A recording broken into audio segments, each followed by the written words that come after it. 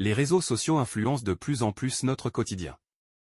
L'un des avantages de ces plateformes est qu'elles permettent de générer notre propre contenu en fonction de nos centres d'intérêt et de nos besoins. Cependant, cette fonctionnalité devient une excuse pour enfreindre à la loi. Certains utilisateurs s'érigent en justiciers, en dénonçant des faits sans preuve sur des personnes ciblées à travers des clashs et des cassements de papeaux. Ils diffament, insultent et jettent à la vindicte populaire leurs victimes. BY fait partie de ces pseudo-justiciers. Suivons donc son histoire. ACS et KFD, deux entrepreneuses qui utilisent TikTok pour promouvoir leurs activités, ont été confrontées à une situation difficile. En effet, elles sont victimes d'une campagne de dénigrement à travers un direct sur le dit réseau social. Un individu affichant leurs images, les identifiait en tant que des travailleuses de sexe.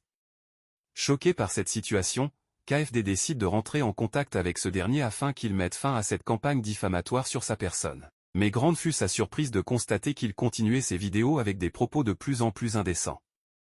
KFD et ACS saisissent alors d'une plainte la plateforme de lutte contre la cybercriminalité, PLCC. Les investigations menées par la PLCC appuyées par le laboratoire de criminalistique numérique, LCN, ont conduit à l'interpellation BY. Lors de son audition, il reconnaît les faits sans difficulté et déclare que son intention était de défendre les bonnes mœurs. C'est donc pour cette raison qu'il publiait des contenus axés sur des personnes qui selon lui n'étaient pas de bons modèles pour la jeunesse. Il s'excuse auprès d'ACS et KFD pour son attitude. Il a été conduit au parquet pour diffamation, injure, atteinte à l'image et l'honneur au moyen d'un système d'information. Fait prévu par les articles 60 et 65 de la loi n° 451/2013 du 19 juin 2013 relative à la lutte contre la cybercriminalité.